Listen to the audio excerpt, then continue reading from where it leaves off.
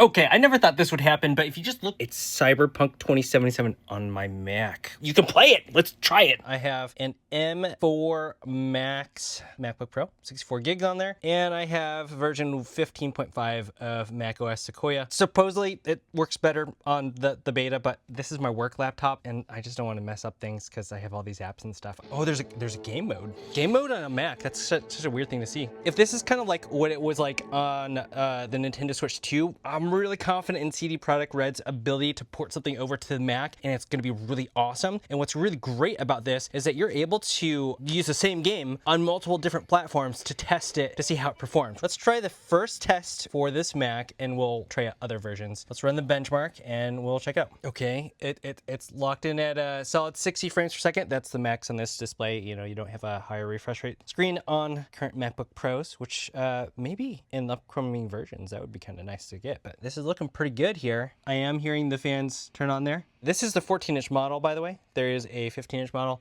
That's what we got for the rating for this Mac. Let's change it up. Okay, let's try out the ray tracing overdrive. We're at 20 frames per second. Ooh, it's dropping to 19. Ooh, 17, 16. Probably not the best setting for this one. Okay, we got an average of 20.2 is okay. Let's try a different setting here. Wow, it is cranking up the fans. Let's try Ultra. It is starting to feel quite a bit warm right here. Wow, Ultra. Ultra's hitting 60? That's crazy. Okay, yeah, it looks pretty dang good. 60 without ray tracing on a Mac, and the fan's cranking, and it's not plugged in? That's not too bad. That's pretty dang good. I'm impressed. Let's try something with ray tracing on. Maybe start with Ultra. This is off the plug. Usually on a PC, you have to be plugged in to get like all the juice and stuff. The fact that this is running as well as it is off the plug is really impressive.